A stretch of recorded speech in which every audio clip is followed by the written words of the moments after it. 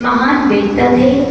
ऐसे आचार्य पूर्णचंद्र भगवान ने अपने कल्याण मंदिर स्तोत्र की एक एक छंद में भगवान की अचिंत्य अचिंत्य महिमा का क्या किया है, वर्णन किया है। हमने पिछले वाले छंद 11 में देखा था, वहाँ पर उनकी महिमा गाई गई थी कि हे भगवान, जिस कामदेव ने ब्रह्मा विष्णु महेश जैसे बड़े बड़े देवताओं के लिए पराजित किया, उसी कामदेव के लिए आपने एक क्षण में, कितने क्षण में, एक क्षण में अपने शील और अपने ब्रह्मचर्य की अखंड महिमा के कारण से क्या कर दिया, पराजित कर दिया। और उसी बात को और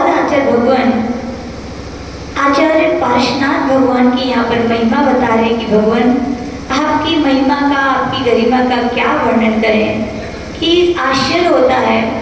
इतने गरिमावान होकर के, इतने भारी वजन वाले होकर के भी लोग आपको अपने हृदय में बसा लेते हैं। हृदय में बसा लेना कोई बड़ी बात नहीं है, लेकिन कैसे लोग बोलते हैं कि आपका नाम लेंगे, हृदय में बसाएंगे तो संसार सागर से बड़ा आश्चर्य होता है। इसी भक्ति की भावना को लेकर अगला छंद लिखा गया है, अपन सभी पढ़ने का प्रयास करेंगे। स्वामिन ननल्प गरिमाण मपिप, पी के बाद आधे पा का प्रयोग करेंगे। मपिप प्रपन्नाश, स्वामिन नल्प गरिमाण मपिप प्रपन्नाश,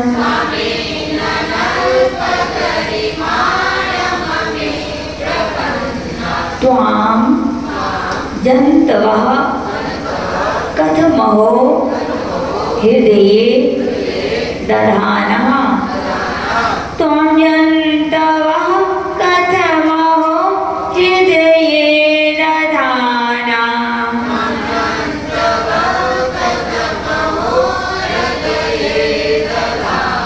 जन्मो दधिं लघु तरन् त्ययति लाघवेन, जन्मोदधिं लघुतरं त्ययति लाघवेन,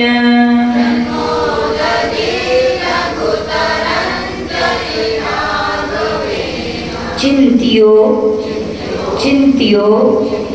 न हन्त महतां यदि वा प्रभावः, चिन्त्यो न हन्त महतां यदि वा प्रभावः,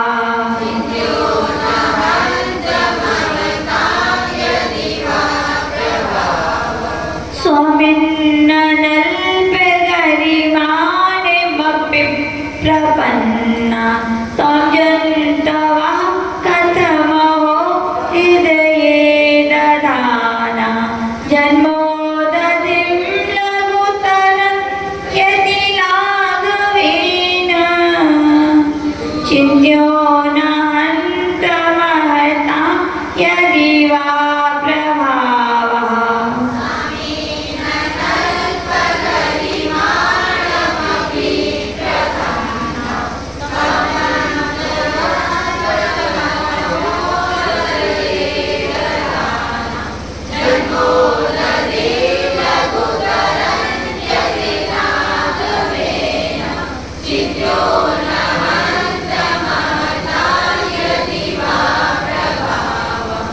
अर्थ देखेंगे। यहाँ पर आचार्य पूर्णचंद्र भगवान पार्श्वनाथ की महिमा को कह रहे हैं। सौमिन यानी हे सौमिन, हे पार्श्वनाथ भगवान, ननल्प गरिमाणम, अल्प का अर्थ होता है थोड़ा, और यहाँ पर क्या है, अनल यानी कि आ निकलेगा तो क्या हो जाएगा, अनल यानी कि ज्यादा, अधिक। और गरिमा का अर्थ क्या होता है, गौरव से युक्त, या कहें गरिमा का अर्थ क्या होता है, भारी भी। हे भगवान, आप क्या हैं, बहुत अधिक गरिमावान हैं, या आप बहुत अधिक गुणों के कारण आप क्या हो गए, बहुत भारी हैं।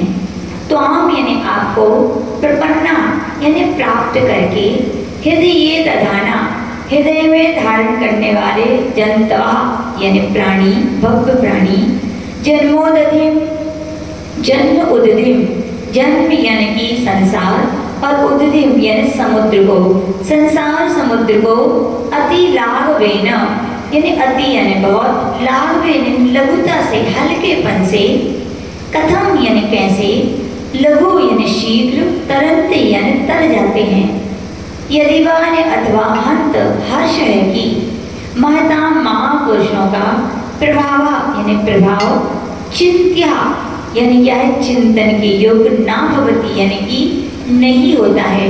यहाँ पर आचार्य पूर्णचंद्र भगवान पारसनाथ की महिमा का बताते हुए कह रहे कि हे भगवान कि आप बहुत अधिक गरिमा वाले हैं। क्या हैं? आपके गुण इतने सारे हैं, इसलिए आप बहुत गरिमा वाले हैं। या कहें कि आप वजन में बहुत भारी हैं, यानी कि भारी चीज को हृदय में धारण करना क्या सरल है? फिर भी भक्त, जब भक्त की हृदय में भक्ति होती है तो कहा जाता है कि वे भक्त ऐसे गौरवशाली भगवान को भी क्या अपने हृदय में धारण कर लेते हैं। लेकिन आश्चर्य तो तब होता है कि इतनी भारी चीज को, भारी चीज यदि लेकर के कोई तालाब में जाए, नदी में जाए, समुद्र में जाए तो क्या होता है, वो डूब जाएगा। लेकिन यहाँ पर कह रहे भगवान आश्चर्य है कि आपके इतने गौरव महिमाशाली गुणों को धारण करके भक्त हृदय भी क्या हो जाते हैं, अति लाघवेन है, बहुत लघुता से, सरलता से क्या है, संसार सागर को पार हो जाते हैं। इसमें क्या है, इसलिए भगवान आपकी महिमा तो चिंतन के भी परे है, यानी कि महापुरुषों की महिमा का बखान नहीं किया जा सकता। यहाँ पर ऐसा कहा गया। इसका छंद देखेंगे। पार्श्वनाथ की गुण गाथा सब मिलकर गाओ रे, पार्श्वनाथ की गुण गाथा सब मिलकर गाओ रे, पार्श्वनाथ की गुण गाथा सब मिलकर गाओ रे, पार्श्वनाथ की गुण गाथा सब मिलकर गाओ रे। प्रभुवर की भक्ति ओहो, प्रभुवर की भक्ति पार लगाए रे, पार्श्वनाथ की गुण गाथा सब मिलकर गाओ रे, पार्श्वनाथ की गुण गाथा सब मिलकर गाओ रे।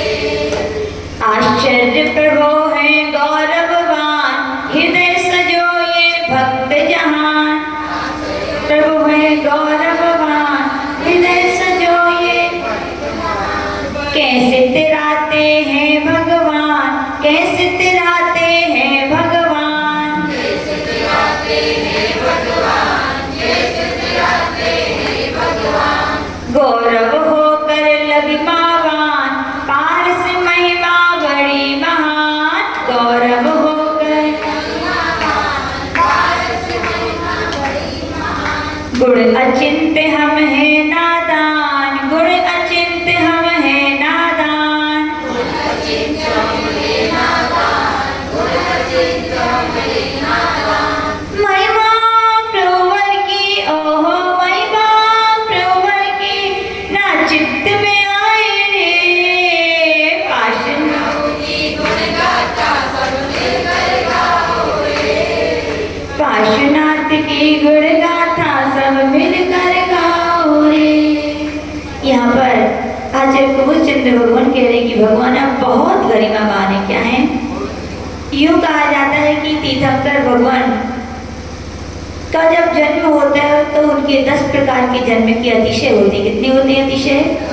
सुंदर शरीर होना, सुगंधित शरीर होना, और मलमूत्र से रहित होना, पसीने से रहित होना, शरीर में 1008 लक्षण होना, रुधिर का श्वेत होना, अनंत बल होना, समचतुर संस्थान होना, वज्र वृषभ नाराज सहनन होना, ये 10 प्रकार के वहाँ, और हित में प्रिय वचन होना। ये 10 जन्म के अतिशय हैं, जिनमें एक अतिशय है। कौन सा है? अनंत बल। क्या होता है? यानी कि अनंत बल होता है भगवान के पास, यानी कि वो बहुत भारी होते हैं, ऐसा कहा गया। इसकी परीक्षा के विषय में पूज्य गुरुदेव बताते थे कि जब अंतिम तीर्थेश भगवान महावीर का जन्मोत्सव सौधर्मेंद्र ने, देवों ने मनाया, और जन्माभिषेक के लिए वे कहाँ ले गए? उनके लिए कहाँ ले गए? सुमेरु पर्वत की पांडुक शिला पर। सुमेरु पर्वत अपने यहाँ का प्रथम नंबर का सुमेरु है, चूंकि अपन जम्मू द्वीप के आर्यखंड के भरत क्षेत्र में रहते हैं और भरत क्षेत्र दक्षिण दिशा में कहाँ है, और सुमेरु पर्वत पर ऐसी 4 शिलाएं होती हैं, जिसमें एक शिला का नाम क्या है, पांडुक शिला। वहाँ पर अपने यहाँ के भरत क्षेत्र के तीर्थंकरों का अभिषेक होता है। वहाँ पर सौंदर्येंद्र ने जाकर भगवान के लिए जन्माभिषेक के लिए क्या किया, सिंहासन पर सुमेरु पर्वत की पांडुक शिला पर क्या किया, विराजमान किया। भक्त हृदय बहुत कुछ सोचा करता है। क्या सोचा करता है, बहुत कुछ। भगवान को क्या अच्छा रहेगा, क्या बुरा। जैसे माँ होती है ना, बच्चे भले ही नहीं बोलते, लेकिन माँ के हृदय में 1000 प्रश्न होते हैं कि बच्चे को सर्दी तो नहीं लग जाएगी, बच्चे को ये तो नहीं हो जाएगा। यानी कि कितने सारे उसकी अंतर की भावनाओं से उसकी अंतर चेतना जुड़ी होती है। ऐसे ही सौंदर्येंद्र जैसे ही कहा जाता है भगवान के जन्माभिषेक के लिए क्षीर सागर से, कहाँ से जल आया था, पंचम समुद्र सागर का नाम है क्षीर सागर। और वहां पर कलश कैसे थे, कैसे थे, कितने छोटे छोटे कलश थे, 1 योजन मुख वाले, 4 योजन पेट वाले और 8 योजन लंबे। 1 योजन कितना होता है, हमने बताया था कितना होता है, 12 किलोमीटर का। कितने किलोमीटर का, 12 किलोमीटर का, जिसका मुंह था, क्या था, कलश का मुंह। और चौड़ाई कितनी थी, 12 चौके 48 योजन उसका चौड़ा था, और 12 अट्ठे 96 किलोमीटर लंबा। सोचिए रमेश जी, मुगाड़ा क्या, ऐसे मुगाड़ा ना जाने कितने मुगाड़ा आ जाएंगे। या कहें हमारी धरती पर जितना पानी है, और एक कलश नहीं थे, कितने कलश थे, 1008। सोचिए कितना सारा समुद्र का जल लाना पड़ा होगा देवों के लिए। और देव जैसे ही कलश लेके भगवान के ऊपर ढालने के लिए तैयार होता है, लेकिन उसके भक्त हृदय में एक भय हो जाता है। क्या हो जाता है कि मैं कैसे इतने नन्हे मुन्ने अभी तुरंत के जन्मे तीर्थंकर बालक को इतने सारे बड़े बड़े कलशों के जल से कैसे अभिषेक करूं। ऐसा ना हो इतने बड़े जलों घड़े कलशों के जल को हम ढारें और भगवान बह गए तो, या भगवान को सर्दी जुकाम हो गया तो उसका मन नहीं किया कि मैं जल डालूं। भगवान यूं कहा जाता है कि जन्म से ही तीर्थंकर कितने ज्ञान के धारी होते हैं, 3 ज्ञान के धारी हुए। कौन कौन से 3 ज्ञान है, मति ज्ञान, शुद्ध ज्ञान और आदि ज्ञान। प्रभु तीर्थंकर बालक भी वे नन्हे से सोच रहे थे, ये सौंदर्येंद्र क्यों नहीं कर रहा है मेरा अभिषेक, क्या बात है, क्यों इतनी देर लगा रहा है। तो यूं कहा जाता है कि वो नन्हे तीर्थंकर वर्धमान ने, अभी तो नाम भी नहीं रखा गया था, उन्होंने अवधि ज्ञान लगाया कि ओ ये सौंदर्येंद्र विचार कर रहा है कि मैं कहीं बह ना जाऊं, कहीं मुझे सर्दी ना हो जाए, कहीं मुझे जुकाम ना हो जाए। सोच रहे थे कि ये सौंदर्येंद्र भक्ति में इतना बहे जा रहा है, अपने द्वादशांग का जो ज्ञान इसके हृदय में समाया हुआ है उसका वो यूज नहीं कर रहा है। वो भूल गया मैं सामान्य बालक नहीं, मैं कौन हूँ, तीर्थंकर बालक, और मुझ में कितना बल है, जन्म से ही कितना बल है, अनंत बल है। ये भूल गया लगता है। तो यूं कहा जाता है वर्धमान चरित्र में, वहां पर लिखा कि तीर्थंकर बालक अपना पैर का अंगूठा निकालते हैं, क्या करते हैं, और धीरे से सुमेरु पर्वत को दबा देते हैं, हिला देते हैं। क्या होता है, सारा सुमेरु पर्वत हिल जाता है और सौंदर्येंद्र भी गिर जाता है। और जैसे ही गिरता है तो उसकी बैटरी चार्ज हो जाती है। ओहो, मैं क्या सोच रहा था कि ये तीर्थंकर बालक है जो बचपन से ही, जन्म से ही अनंत बल के धारी हैं। क्या मैं इनके बल के बारे में सोच रहा था। और यूं कहा जाता है कि फिर जाके वो क्या करते हैं, अभिषेक करते हैं। और यूं भी कहा जाता है कि तीर्थंकरों के 64 रिद्धियां होती हैं। कितनी रिद्धियां होती हैं, 64 रिद्धियां होती हैं, और उनमें 11 प्रकार की विक्रिया रिद्धि होती है। कितने प्रकार की, और उन विक्रिया रिद्धियों में के नाम है गरिमा, महिमा, लघिमा, प्राप्ति, प्राकाम्य, ईशत्व, वशत्व, अंतर्ध्यान, भूपित्व आदि आदि। ऐसी एक रिद्धि का नाम है गरिमा रिद्धि। कौन सी रिद्धि, यानी कि वो अपनी रिद्धि से चाहे तो अपना शरीर इतना भारी बना सकते हैं कि कोई उसे हिला भी नहीं सकता, चाहे वो ऐसे कहा जाता है। और यूं कहें कि अपने यहाँ पर 3 बल रिद्धियां भी हैं। कौन कौन सी होती है? मन बल रिद्धि, वजोबल रिद्धि और काय बल रिद्धि। काय बल रिद्धि के भी धारी तीर्थंकर भगवंत होते हैं। कौन होते हैं? तीर्थंकर भगवंत होते हैं। और उनपे चाहें तो सुमेरु पर्वत को भी हिला दे, और हिलाया कि नहीं हिलाया? हिलाया। यूं एक और कथानक आता है पद्म पुराण में कि प्रति नारायण लंकेश रावण जब एक बार एक कैलाश पर्वत से निकल रहा था। कहाँ से निकल रहा था? और ऊपर विद्याधर था, चूंकि वो विमान से जा रहा था और विमान वहां से निकला और क्या हो गया? वो रुक गया, आगे नहीं बढ़ा। तो रावण सोचता है क्या बात है, मेरे विमान को रोकने की किसमें इतनी ताकत है? वो नीचे आके देखता है तो कौन थे वहां पर? वहां पर बाली महामुनिराज थे। और बाली मुनि महाराज चूंकि राग द्वेष से परे अपनी वीतरागता की साधना कर रहे थे, लेकिन ऐसा नियम है कि ऐसे महान रिद्धिधारी जहाँ मुनि महाराज होते हैं, जहाँ चैत्यालय होते हैं, वहां पर से विमान नहीं निकलते, यूं कहा जाता है। तो विमान रुक गया, लेकिन महाराज ने रोका था क्या? लेकिन रावण को मन में शत्रु भाव बैठा हुआ था बलि की, जब वो राज्य अवस्था में थे।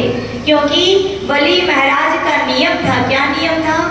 सच्चे सायक सम्यक दृष्टि थे वो।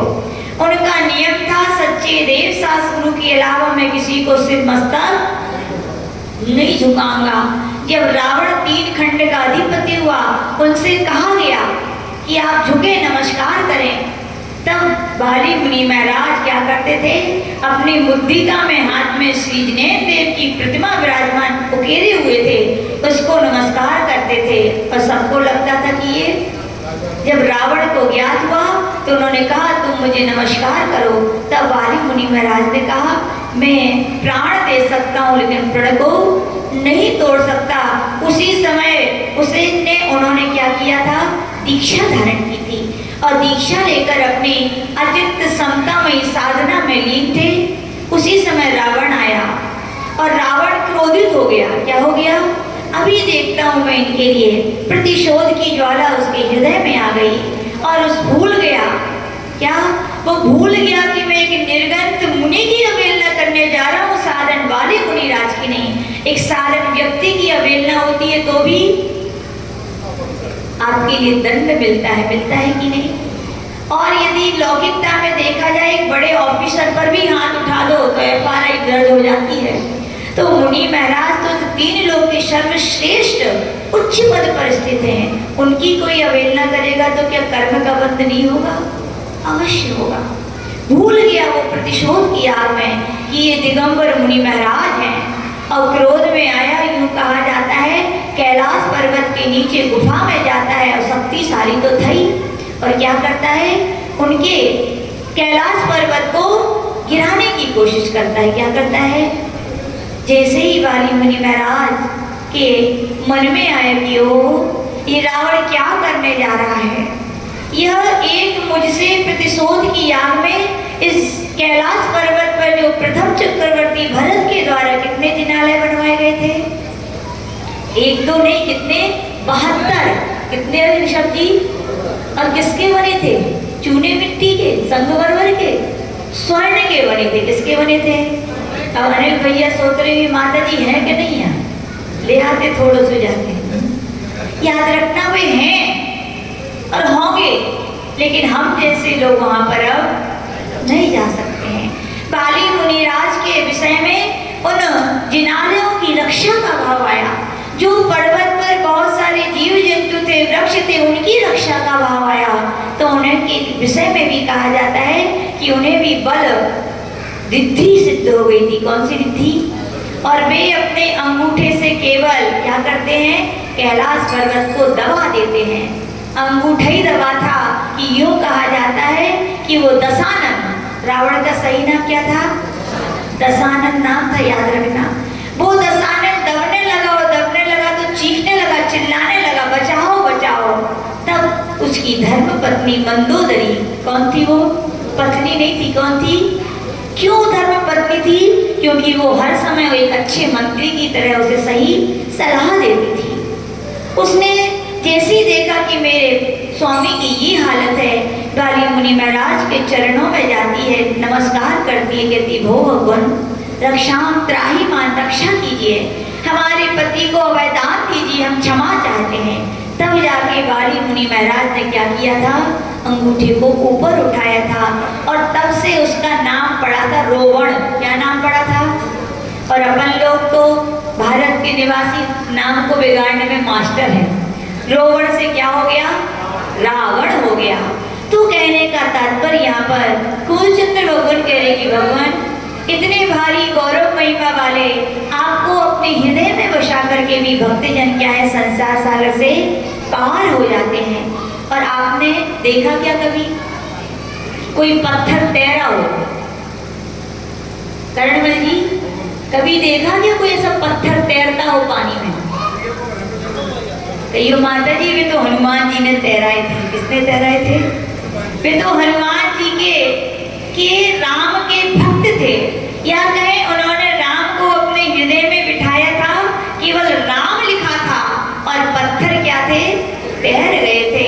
वो तो बहुत पुरानी बात है, वो हमने देखी ना, आपने देखी, लेकिन सत्य है। क्यों सत्य है? क्योंकि जिनेंद्र भगवान नान्यथावादी नहीं होते। तीर्थंकर भगवान महावीर की जब दिव्य देशना मिली, जब प्रथमान योग के अनुसार उन्होंने 63 शराधा पुरुषों का वर्णन किया, तो वहां पर रामचंद्र जी बलभद्र थे, उनकी जीवन गाथा का भी वर्णन किया और एक कथानक आता है ऐसा, लेकिन है ये हिंदू संप्रदाय के अनुसार, याद रखना। तो यहाँ पर कहा गया, लेकिन हम लोगों ने तो साक्षात देखा। क्या देखा? कि पत्थर भी तैरते हैं। महाराष्ट्र में एक तेर नाम का क्षेत्र है, नाम ही क्या है? तेर। यूँ कहा जाता है वहाँ पर भगवान महावीर स्वामी का समोसरण आया था। क्या आया था? और आज भी वो प्राचीन मंदिर है। वहाँ पर श्री जी भगवान को अलग से नहीं विराजमान किया। वहाँ के मंदिरों की दीवारों पर उकेरे हुए भगवान महावीर बहुत सारी प्रतिमाएं हैं। जब हम लोग पूज्य गुरुदेव के साथ वहाँ पर गए तो वहाँ पर अतिशयकारी भगवान महावीर के जिनारे और भगवान महावीर स्वामी के दर्शन करने के बाद हम लोग बाहर आए तो पूज्य गुरुदेव की एक विशेषता है, जहाँ भी अतिशय क्षेत्रों पर जाते तो पूछते भैया अतिशय क्या है? आप लोग जैसे नहीं गए और अलग चंदन चढ़ी, आकुलता में गए, व्याकुलता में गए और भूख लगी और आ गए, नहीं, पूरा पूछते थे क्यों ये अतिशय क्षेत्र है। तो वहाँ के माली ने बताया कि भगवान यहाँ का तेर इसलिए नाम है क्योंकि इस जिनारे की जो ईंट, दीवारों की ईंट है, उसकी एक भी ईंट को यदि पानी में कुएं में डाला जाए तो ईंट क्या है? क्या है? डूब जाती है। अच्छा, आप लोग हो के आगे लगता है। तो बोले वो डूबती नहीं है, तैरती है। तो आतिशी बोले अच्छा। तो उन्होंने कहा आपको विश्वास ना हो तो हम बता सकते हैं। तो उसने अपनी एक छोटी सी बेटी को बुलाया, बोले जाओ मंदिर की दीवार में से ईंट निकाल ला। तो बेटी गई और उन्होंने पूज्य गुरुदेव के हाथों में वो ईंट दी। बोले गुरुदेव देख लो ईंट ही है, नहीं तो सोचो थर्माकोल डाल दिया होगा, देख लो आप। पूज्य गुरुदेव ने उसे अपने हाथों में चारों तरफ लेके देखा कि ईंट ही है और उस बेटी से कहा कि जाओ। तो आज जैसे बोले चलिए गुरुदेव, वहाँ पर एक कुआं है पास में, वहाँ कुएं के पास गए और बेटी से बोले बेटा डाल दो उसको। क्या करो? जैसे ही वो ईंट डाली तो क्या हुआ? धीरे धीरे तो कहाँ चली गई? नीचे। लेकिन थोड़ी देर बाद क्या देखा कि ईंट कहाँ गई? ऊपर आ गई। यानी कि जिनेंद्र भगवान के मंदिर की जब ईंट तैर सकती है तो विश्वास रखो भैया, जिनेंद्र भगवान को जो हृदय में बसाएगा वो भी क्या तैरेगा नहीं? अवश्य तैरेगा।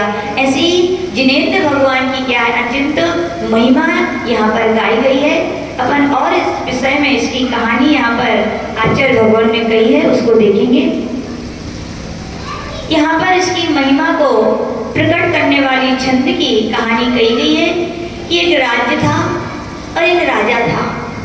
किसी शासन के दुर्घटना के कारण या कहें वहाँ पर राजा ने आदेश दिया शासन की ओर से कि पूरे नगर में कर्फ्यू लगा दिया जाए। क्या लगा दिया जाए?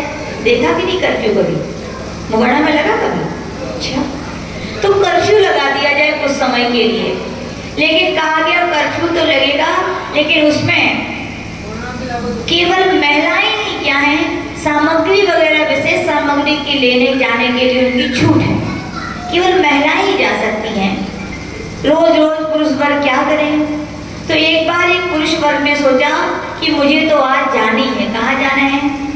सामग्री लेने बाजार जाना है। और उसने क्या किया, महिला ही जा सकती हैं। तो बोले हम महिला तो नहीं है, लेकिन महिला का रूप पूरी उसने महिला की वेशभूषा पहन ली और वो मार्केट में गया, बाजार गया और अपनी सामग्री खरीद रहा था।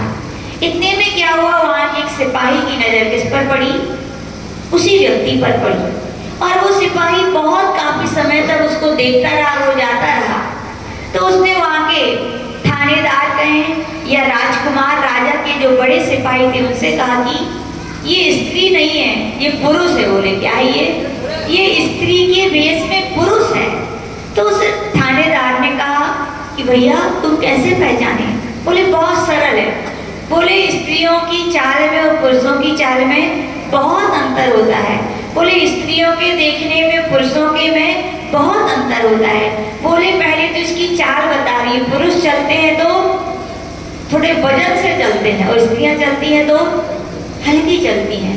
और दूसरी बात, पुरुष चलते हैं तो दुकानों में बहुत सारे सामान रहते हैं, उनको इतने देखने की उत्सुकता नहीं होती जितनी किसको होती है, महिलाओं को। बोले कपड़े की दुकान से ये निकला तो साड़ियां टंगी थी तो वो साड़ियों को देख रहा था, बर्तन की दुकान से निकला तो बर्तनों को देख रहा था, और आभूषणों की दुकान से निकला तो इसका मतलब है ये तो स्त्री हो सकती है। बोले पुरुष, उसे पकड़ लिया गया, क्योंकि शासन का आज्ञा थी, आदेश थी। उसे पकड़ करके वहां के राजा के सामने प्रस्तुत किया गया। राजा यद्यपि बहुत धर्मात्मा था, क्या था? बहुत धर्मात्मा था, बहुत अच्छा था। राजा ने उसे वो सोच रहा था कि मुझे जो व्यक्ति पकड़ा गया कि राजा मुझे इस नियम के तोड़ने के विषय में जरूर क्या करेगा, मुझे बहुत बड़ा दंड देगा। तो बहुत घबराया हुआ था। लेकिन राजकुमार क्या सोच रहा था, मैं इसे किस प्रकार से बचा लूं। क्या सोच रहा था राजा? उसने गलती की, लेकिन राजा, याद रखना, राजा पिता से बढ़ के होते। क्या होते हैं? पुत्र कितनी भी गलती करे, लेकिन पिता क्या सोचता है, उसे माफ कर दिया जाए, उसे बचा दिया जाए। वैसे वो राजा बहुत अच्छा धार्मिक था, हृदय का दयालु था। वो भी सोच रहा था कि इसे बचा लिया जाए। और वो क्या सोच रहा था कि ये राजा मुझे जरूर प्राण दंड देगा, मुझे कोई ऐसा अवसर मिले कि मैं इस राजा का क्या कर दूं, हनन कर दूं। देखो विचारों में कितना अंतर है। वैसे ही मुझे याद आ रहा है जब कमठ और मरुभूति के जीव, किसकी कहानी है ये? पारसनाथ के पूर्व भोग की, प्रथम भोग की कहानी है। दोनों एक ही माँ के पुत्र थे, एक का नाम था कमठ और दूसरे का नाम था मरुभूति।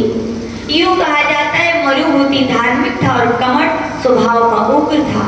दोनों भाई एक साथ रहते थे। एक बार की बात है, मरुभूति किसी काम से अपने नगर के बाहर गया और उसकी धर्मपत्नी घर में थी और कमठ की भावनाओं में विकार आया। उसने उसकी पत्नी के साथ क्या किया, गलत व्यवहार किया और वो नगर लौटकर नहीं आ पाया। ये उसकी दुर्व्यवहार की चर्चा पूरे नगर में फैल गई। क्या हो गई? पूरे नगर में फैल गई। और नगर के लोगों ने क्या किया, उसका काला मुंह करके और गधे पे बैठा के उसे नगर से बाहर कर दिया। और वो अपमान के, वो चला तो गया, लेकिन अपमान की उसकी अग्नि दहक रही थी। जैसे ही मरुभूति घर आया, नगर आया, तो नगर के लोगों से उसे यह बात ज्ञात हुई कि मेरे भाई ने मेरी भार्या के साथ ऐसा दुर्व्यवहार किया। लेकिन था कौन? भाई था। यूं कहा जाता है खून खून के लिए पिघलता था। अब पूछो माते था क्यों कहा? क्योंकि अब खून खून के पिघलता नहीं है, खून खून के प्यासे हैं। अब क्या है कि नहीं? खून खून के लिए पिघलता है। भाई था, आखिर सोच रहा था कोई बात नहीं, मेरे ही तो भाई है, गलती हो गई तो क्या हुआ, अब उसे दंड तो मिल ही चुका है, उसे नगर से बाहर कर दिया गया। मैं जाऊंगा और अपने भाई को मना के लाऊंगा। देखो कितना अंतर है। लेकिन यूं कहा जाता है सज्जन पुरुष अपनी सज्जनता नहीं छोड़ते, लेकिन दुर्जन पुरुष भी अपनी दुर्जन भी नहीं छोड़ते। यूं कहा जाता है वो कमट नगर के बाहर एक तापसी का वेश धारण करके बहुत बड़ा शिला को लेकर के खड़ा था और उसने दूर से ही देखा कि ये मेरा भाई मरुभूति आ रहा है, निश्चित ये मुझसे झगड़ा करेगा, निश्चित ये मुझसे कुछ गलत करेगा, गलत व्यवहार करेगा। और उसके ये मन की भ्रांतियां हैं। क्या है ये?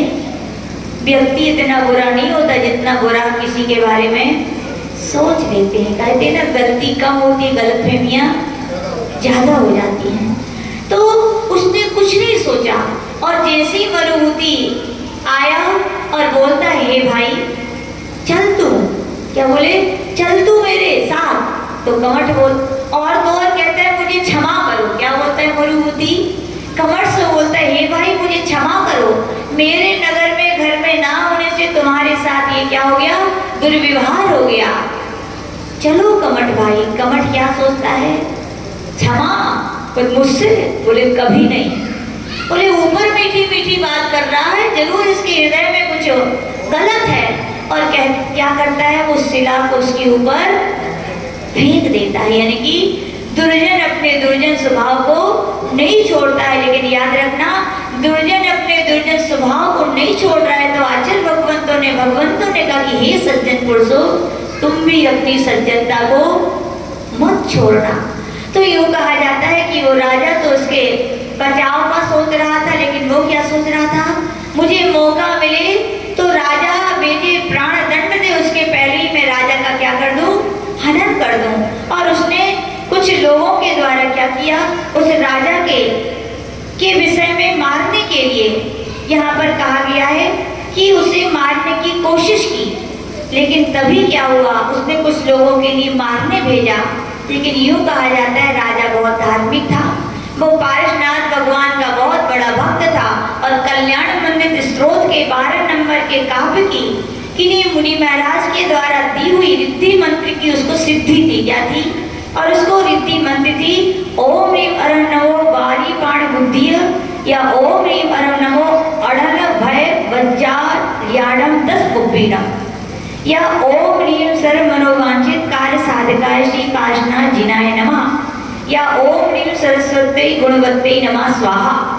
ऐसे अलग अलग मंत्र हैं। उसने इस मंत्रों की क्या थी, सिद्धि थी। जैसे ही उन्होंने उनके ऊपर प्रहार करने की कोशिश की तो यूं कहा जाता है कि उसके रिद्धि मंत्र के प्रभाव से देवताओं ने उन व्यक्ति को क्या किया, कील दिया। क्या कर दिया, उसे कील दिया। अब कील तो दिया और राजा के लिए समाचार मिला कि ये व्यक्ति आपके हनन के लिए आए थे, आपको मारने के लिए आए थे। तो राजा क्या था, सज्जन था। कैसा था, सज्जन पुरुष था। देवी ने सब स्पष्ट किया और कहा कि भो राजन कहो इन्हें क्या दंड दिया जाए, कहो तो प्राण दंड भी मैं दे सकती हूँ। लेकिन कौन राजा क्या था, सज्जन पुरुष था। क्या था, सज्जन पुरुष था। वो बोलता है भैया इन्हें दंड नहीं, इन्हें क्षमा किया जाए। क्या किया जाए, ये होता है सज्जन पुरुषों की सज्जनता। कोई कितना भी सामने से अपकार करे लेकिन सज्जन पुरुष क्या करते हैं, उन्हें क्षमा करते हैं। हम लोग को ये घटना जब पढ़ रहे थे तो पूज्य गुरुदेव का स्मरण आया। 2003 की बात है, भिलाई नगर में जब चतुर्मास चल रहा था, पूज्य गुरुदेव का अनुशासन प्रारंभ से ही बहुत कठोर रहा है। पूज्य गुरुदेव ने कभी अनुशासन के विषय में कभी छूट नहीं दी, कभी समझौता नहीं किया। जो नियम है तो है, तुम्हें पालन कर सको तो संग में रहो, नहीं तो आप संग से बहुत कठिन। लेकिन समय जैसा जैसा बदला तो आचार्य में के अनुशासन में तो ढील नहीं कहेंगे, उनके स्वभाव में चेंज आया। यानी कि बहुत था, कुछ लोगों ने उनके अनुशासन के कठिनता के कारण उनसे द्वेष भाव रख लिए। और देखो द्वेष की भी एक सीमा होती है, कभी कभी लगता है। कुछ लोगों ने आचार्य के लिए प्राण हनन के भाव बना लिए थे। क्या बना लिए थे, भिलाई की घटना है, लगभग 3 दिन से उन लोगों की प्लानिंग चल रही थी। पूज्य गुरुदेव के आहार में कुछ ना कुछ मिलाया जा रहा था। ऐसा मिलाया जा रहा था कि आचार्य का पेट गड़बड़ हो जाए। लेकिन पूज्य गुरुदेव एक योगी थे। यूं कहा जाता है योगियों का निहार भी कितनी बार होता है, एक ही बार होता है, बार बार नहीं जाते। तो यूं कहा जाता है पूज्य गुरुदेव एक ही बार जाते थे जंगल। हाँ, लेकिन एक दिन हुआ, आचर्षि की इच्छा हुई लेकिन नहीं गए, 2 दिन भी, लेकिन तीसरे दिन आचर्षि को रात्रि के समय इच्छा हुई कि मुझे कहाँ जाना है, शौच के लिए जंगल जाना है। यद्यपि हमारे संग के वीर सागर जी मुनि महाराज आचर्षि के कमरे में ही लेटते थे, लेकिन आचर्षि ने कहा इनको क्यों जगाया जाए, क्योंकि कमरे के बाहर एक लड़का सोता था। तो वो जग गया, उसने कहा गुरुदेव मैं चलता हूँ, तो महाराज जी के लिए आचर्षि ने नहीं जगाया। वो लड़का, आचर्षि को जल्दी थी तो आचर्षि कमंडल लेकर आगे बढ़े, वो लड़का मिट्टी की पुड़िया लेके पीछे आ रहा था। लेकिन क्या हुआ, पूज्य गुरुदेव जैसे ही वहां पर थोड़ा दूरी पर कंपाउंड बनाए गए थे जंगल के लिए, इमरजेंसी के लिए, तो वहां पर पूज्य गुरुदेव गए तो यूं कहा जाता है कुछ लोगों ने उनके लिए कुछ सुंघा दिया। क्या किया? सुंघा दिया। और जैसे ही वो लड़का आया तो उनके लिए भी क्या किया, कुछ सुंघा दिया गया और वे बेहोश हो गए। और उन लोगों ने पूज्य गुरुदेव को, उस लड़के को उठाकर गाड़ी में रख करके वो लोग भागे और पिच्छी कमंडल वहीं छोड़ दिए। किसी को कुछ खबर ही नहीं थी। हमारे संघ का नियम है, प्रातःकाल कोई भी मुनि महाराज सबसे पहले उठते हैं तो गुरु वंदना के लिए जाते हैं पूज्य गुरुदेव के पास।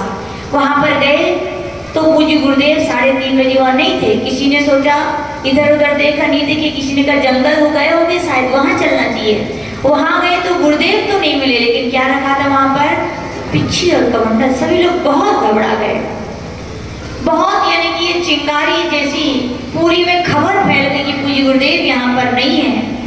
पता लगाया, ढूंढने सभी जगह, पूरी पुलिस को, पूरी चौके जो नाके होते हैं वहां पर, टोल नाके, वहां पर पुलिस ने सारी गाड़ियों को रोकने का आदेश कर दिया। इतनी देर में ही वे लोग उन्हें आचर्षि को 80 किलोमीटर तक ले गए। कहाँ तक ले गए? लेकिन आचर्षि खुद बताते थे कि जैसे वो जो सुंघाया था उसका प्रभाव कम हुआ। बोले मेरा जो नशा कम हुआ थोड़ा, तो मुझे लगा ये वे कौन है, ये कौन ले जा रहा है। बोले मुझे धुंधला धुंधला कुछ दिखाई दिया और मुझे किसी भय की आशंका हुई। तो कहा जाता है जब कोई काम नहीं आता तो कौन काम आते हैं? गुरु और प्रभु याद आते हैं। पूज्य गुरुदेव ने बताया कि पूज्य आचार्य विमल बाबा ने एक मंत्र दिया था। बोले आचर्षि उस मंत्र की जाप करने लगे। जैसे उस रिद्धि मंत्र की आचर्षि ने जाप की तो यूं कहा जाता है कि वो लोग सब घबरा गए। उनको ऐसे लगा कि वो पता नहीं, अपने आप में उनको भय लगा, जो उठा के ले गए थे। तो उन्होंने कहा भैया ये तो जादू है, ये बहुत बड़े ऊंचे बाबा हैं, कुछ अपन को हो ना जाए। तो वो तो नौकर थे जिनने काम करवाया था, तो घबरा गए। तो एक चट्टान पर उन्होंने गाड़ी पर जाके आचर्षि को वहीं पर बिठा दिया और वे भाग गए। यहाँ पर वो भाग गए, पुलिस तो फैली चुकी थी। वहां पर जाकर देखा कि 80 किलोमीटर दूर पूज्य आचर्षि वहां पर विराजमान थे। सभी ने आचर्षि से बहुत कहा कि पूज्य गुरुदेव चलिए, लेकिन आचर्षि को उस दवाई के कारण कुछ भी होश था भी और नहीं भी। पूज्य गुरुदेव बोलते मुझे कुछ समझ में नहीं आ रहा था वो क्या हो रहा है। यूं कहा जाता है उन सब लोग सोच रहे थे कि वे बेहोश हो गए। उनके होश में लाने के लिए बहुत उपचार गए, लेकिन नशा इतना ज्यादा था कि आचर्षि को होश नहीं आ रहा था। और आचर्षि एकदम ध्यान में मग्न हो गए। किसमें मग्न हो गए? ध्यान में मग्न हो गए। होश आचर्षि को आने लगा था, लेकिन वे अपनी दृढ़ता में, अपनी साधना में बिल्कुल दृढ़ हो गए।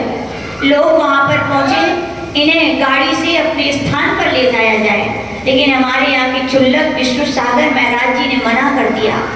बोले हम उपसर्ग करने वाले नहीं हैं। उपसर्ग करने वाले हो सकता है वे गाड़ी से ला सकते हैं, लेकिन हम उनके भक्त हैं, हम उपसर्ग दूर करने वाले हैं, हम उन्हें गाड़ी से नहीं ले जाएंगे। बोले वो जिद पे अड़ गए। फिर लोगों ने एक पालकी बनाई। क्या बनाई? पालकी बनाई और रातों रात पालकी के द्वारा उस 80 किलोमीटर क्या है उन्हें वापस उस स्थान पर लाया गया। स्थान पर लाने के बाद बहुत सब लोगों ने अनुनय विनय किया कि पूज्य गुरुदेव आहार को उठिए, लेकिन आचर्षि को होश आ चुका था, उसमें पूरा नशा खत्म हो चुका था। लेकिन आचर्षि ने कहा था कि जब तक मेरा उपसर्ग दूर नहीं होगा तब तक मेरे अन्न जल का त्याग है। आचर्षि ध्यान में बैठे थे। आचर्षि मौन नहीं खोल रहे थे, आंखें नहीं खोल रहे थे। पूरी समाज, यूं कहा जाता है भिंड के तो हजारों लोग, सबके लिए पता चला उस भिलाई नगर में एक पैर रखने की जगह नहीं थी। इतने लोग वहां पर आए, सभी लोग ने धरना रख ली, यानी उपवास पर बैठ गए।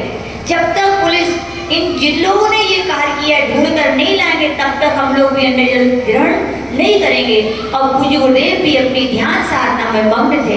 पूज्य गुरुदेव भी अपनी उपसर्ग समझ करके उन्होंने त्याग कर दिया था अन्न जल का।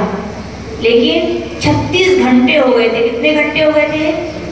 36 घंटे लगातार पूज्य गुरुदेव एक आसन से ध्यान में रहे।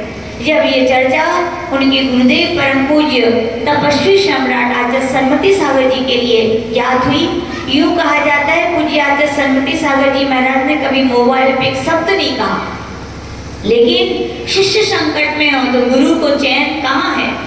बहुत समझाया लोगों ने। आचार्य श्री सन्मति सागर जी ने दूसरों के द्वारा कि विराग सागर जी को बोलो ध्यान छोड़े, आंख खोले, हाथ को उठे, लेकिन गुरुदेव अपनी ध्यान साधना में अड़िग थे।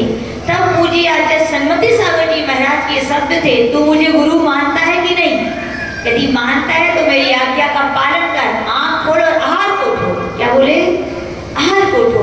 तब 36 घंटे के बाद गुरुदेव ने पूज्य गुरुदेव की आज्ञा स्वीकार की और आहार के लिए उठे।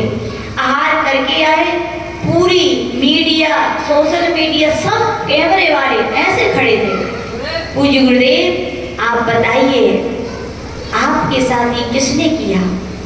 यद्यपि आचार्य जी को सब पता था, सब पता था कि कौन थे, लेकिन पूज्य गुरुदेव ने क्या कहा कि हम दिगंबर संत हैं, हम पारसनाथ भगवान के वंशज हैं। जहाँ कष्ट सहे जाते कहीं नहीं जाते, जहाँ अपकारी का बदला अपकार से नहीं उपकार से दिया जाता है, बोले हम उन पारसनाथ के वंशज हैं। कहिए गुरुदेव किसने आपके साथ ऐसा किया, उसे सजा दी जाएगी। पूज्य गुरुदेव ने यही कहा कि भैया रे मोर नम न मन्नई ओ सबगम परिसहम तिब्बम पाव फलम में एदे मया जम संचिदम कुब्बम। क्या बोले? ऋण मोई नम न मन्नई, भैया किसी ने मेरा कुछ नहीं किया। मेरे स्वयं के पाप कर्म का कोई उदय था, इसलिए ऐसा हुआ।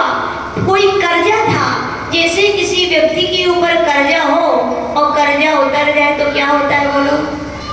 वो प्रसन्न होता है, होता ही नहीं। बोले मेरी भी पूर्व जन्म के किसी पाप कर्म का उदय था कि मेरे साथ ऐसा हुआ। मेरे साथ किसी ने कुछ नहीं किया है, मेरे स्वयं का पाप कर्म का उदय था। जिन्होंने ऐसा किया मैं उनको क्या करता हूँ? क्षमा प्रदान करता हूँ। क्या करता हूँ? ऐसे पूज्य गुरुदेव की अजंत क्षमा थी। यानी कि ये राजा भी ऐसे ही सज्जन स्वभाव वाला था। वो भी क्या कहता है, हे देवी इन्हें क्षमा कर दिया जाए, इन्हें प्राण मुक्त कर दिया जाए, इन्हें अभयदान दिया जाए। और उन्होंने ऐसा कहा। राजा बोलता है कि देवी इसमें इनका कोई दोष नहीं है। जिस व्यक्ति के साथ जैसा किया है वो व्यक्ति उसके साथ वैसे ही करता है। बोले मेरा और इसका पूर्व जन्म का बैर है। बोले क्या है? इसीलिए इस बैर के कारण आज ये मुझे मारने के भाव कर रहा है। मैंने पहले अज्ञानता कसाय में इसे मारने के भाव किए थे, उसका फल है कि आज ये मुझे मारने के भाव करता है। लेकिन मैं अब अज्ञानी नहीं हूँ। मैंने जिनेंद्र भगवान का उपदेश सुना है कि अपकारी का बदला अपकार से नहीं, ईंट का बदला पत्थर से नहीं दिया जाता। क्या दिया जाता है? क्षमा से दिया जाता है। किससे दिया जाता है? क्षमा की जीत होती है। क्षमा वीरों का भूषण है। हम उसी जैन संस्कृति में पैदा हुए हैं, इसका इसमें कोई दोष नहीं है। इसके भी पूर्व जन्म का तीव्र कर्म का उदय है। इसका बैर भाव कि इसने मेरे साथ मारने के क्या हुए, तो बिल्कुल ये सत्य है। लोग सोचते हैं ना महिलाएं, मेरी सासू की 2 बहुएं हैं, जब देखो एक को ही बोलती रहती है और एक को तो कुछ बोलती नहीं है। इन्हीं से प्रेम करती है, इतना भेदभाव करती है, इतना राग करती है। हर बेटे को अपने पिता से शिकायत होती है कि इनके साथ ऐसा और मेरे साथ ऐसा क्यों। और पिता और माता से पूछो कि आपके अंदर ऐसा है, तो बोले नहीं मेरे अंदर ऐसा कुछ भी नहीं है। फिर क्यों होता है ऐसा बोलो? इसलिए होता है, हम बताते हैं एक घटना अपने यहाँ पर शास्त्रों में बहुत अच्छी अच्छी घटना है। इसलिए कहते भैया ग्रंथों को पढ़ा करो। ग्रंथ जीवंत जीवन जीने की कला सिखाते हैं। आप लोग को लगता है रोटी कपड़ा और दुकान में ही अपना जीवन है, नहीं, इसमें जीवन नहीं है। जीवन जीने की कला सिखाते हैं तो कौन सिखाते हैं? ग्रंथ सुनाते हैं या निर्ग्रंथ सिखाते हैं। कौन सिखाते हैं? ग्रंथ सुनाते हैं, निर्ग्रंथ सुनाते हैं। तो उन गुरुराज यानी सिखाते हैं, यानी ग्रंथों को जरूर पढ़ना चाहिए। जितने अपने मन में प्रश्न होते हैं ना, ऐसा क्यों ऐसा हो रहा है हमारे जीवन में, ऐसा क्यों कर रहे हैं, ऐसा हमें करना चाहिए कि नहीं, सारे प्रश्नों के जवाब मिलेंगे तो कहाँ मिलेंगे? ग्रंथों में और निर्ग्रंथों से मिलेंगे। इसलिए ग्रंथों को जरूर पढ़ना चाहिए। तो ग्रंथों में एक कहानी आती है कि एक माँ थी, उसके 6 पुत्र थे। कितने पुत्र थे? माँ बहुत अच्छी थी, सज्जन प्रकृति की थी। माँ की ममता तो बराबरी होती है कि नहीं, 4 बच्चे हैं तो सबको बराबर ही रखती है। वो भी उसकी भावनाएं ऐसी रहती थी। लेकिन क्या मालूम, एक पुत्र था, वो उसके सामने आता था कि उसकी मन भावनाएं ऑटोमेटिक चेंज हो जाती थी। उसे गुस्सा आने लगता था, उसे चिड़चिड़ी होने लगती थी। अब पुत्र तो पुत्र था, रोज देखता था 5 भाइयों से मेरी माँ इतने प्रेम से बात करती है, प्रेम से खिलाती है, वही भोजन मुझे भी खिलाती है, लेकिन उतना प्रेम नहीं करती। क्या कारण है? बहुत दुखी था। और एक दिन क्या हुआ, उसके नगर में एक दिगंबर मुनि महाराज आए और वो जाता है और मुनि महाराज को नमस्कार करके बोलता है, हे भगवान, मुझे इसकी दुख नहीं है कि मेरे यहाँ कुछ कमी है, कुछ कमी नहीं, मेरा सब कुछ है, लेकिन दुख इस बात का है कि मेरी माँ मुझसे जितना मेरे भाइयों से प्रेम करती उतना मुझसे क्या कारण है? मुनि महाराज अवधि ज्ञानी थे। कभी कभी लगता है काश अपना दुर्भाग्य पर पुण्यहीन है कि कोई अवधि ज्ञानी नहीं मिले। और आचार्य विमल बाबा जैसे संत भी थी, वो भी चले गए। काश ऐसे संत हम तो कहते होते रहने चाहिए। व्यक्ति जाके पूछेगा दुनिया की बातें, जैसे डॉक्टर की मानते हो उससे ज्यादा उनकी मान लेते, है ना? कम से कम अपनी भविष्य का बता तो देते। कैसे बताते हैं? क्योंकि होनहार भी अपन लोगों की हमें लगता है ज्यादा पुण्यहीन है, पुण्य अपना नहीं है, तो कहा जाता है उसका पुण्य जाग गया। वो मुनि महाराज कहते हैं, वो बालक, तुम्हारी माँ तुमसे क्यों कम प्रेम करती है? तुम्हारे अन्य भाइयों की अपेक्षा। इसका कारण मैं कहता हूँ। बोले पहले के जन्म में तू अपने 5 भाइयों के साथ एक बैलगाड़ी से जा रहा था। क्या कर रहा था? बैलगाड़ी से जा रहा था और रास्ते में एक सर्प वहां से जा रहा था। क्या जा रहा था? तूने भी सर्प को देखा था, 5 भाइयों ने भी सर्प को देखा था। 5 भाइयों ने जैसे सर्प को देखा तो उन्होंने एक आवाज में कहा कि भैया भैया देख, वो सर्प जा रहा है, कहीं गाड़ी के नीचे ना आ जाए। सबने रोका, लेकिन तूने क्या कहा? अरे ये सबको दुखी करता है, परेशान करता है, मर जाएगा तो अच्छा है। तो तूने क्या किया था? गाड़ी चला दी थी। तूने उसके साथ दुर्व्यवहार किया था और वो ही सर्प पैर की रख के मरा कि मैं भी इसका क्या करूँगा? दुर्व्यवहार करूँगा। उसका ही फल है कि वो सर्प तेरी माँ हुई है और तेरे भाई फिर से उसके पुत्र हुए हैं। और वो चूंकि तुम्हारे भाइयों ने उसके प्रति अच्छे भाव रखे थे तो वो तुमसे उनसे प्रेम करती हो। तूने क्या किया था उन्हें? इसीलिए वो तुमसे प्रेम। तो याद रखना, किसी को दोष देने की आवश्यकता ना माँ को, ना पिता को, ना भाई को, ना बहन को, ना देवरानी को, ना जेठानी को। जो आज आपके प्रति जैसा व्यवहार कर रहा है वो आपके द्वारा, स्वयं के द्वारा बोए गए बीजों का फल है भैया।